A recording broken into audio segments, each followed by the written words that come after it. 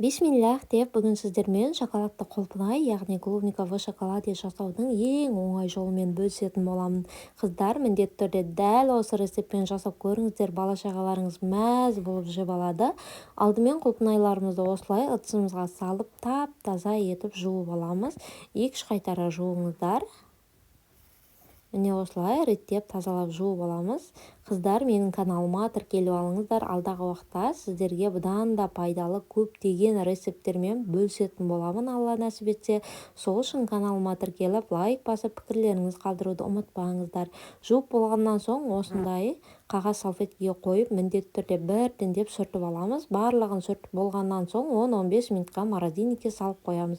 Ол аралықта шоколадымызды ыдысымызға салып ертіп аламыз. Менде Милка шоколады, Милка болғанда да тек қана молочный түрін қолдануға кеңес беремін, қыздар. Дәл осы шоколадпен жасап көріңіздер, өте дәмді шығады. Үстінен сұйық майымызды қойып, су буында немесе микроволновкада шоколадты ертіп аласыздар. Міне осылай ериді әп-әдемі болып. Одан соң құлпынайларымыздың осылай басын ұстап, шоколадқа жақсылап төбіне дейін малып аламыз. Артық шоколадын осылай сілкіп-сілкіп түсіріп тастаймыз. Ескерте кететін жайт, қыздар, мүлдем құлпынайларды шоколадқа малып болғаннан соң тарелканың өзіне қоюға болмайды. Міндетті түрде пергамент қағазын астына төсеңіздер. Себебі тарелкаға қоятын болсаңыздар, құлпынайлы шоколадтарыңыз бар ма, тарелкаға жабысып қалып, дұрыс алынбай қалуы мүмкін.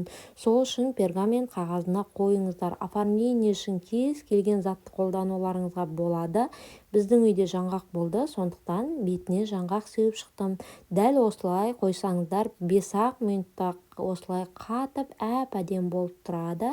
Міне достар, біздің шоколадты құлпынайларымыз дайын. Назарларыңызға рахмет, ас болсын. Сіздермен болған Жанар.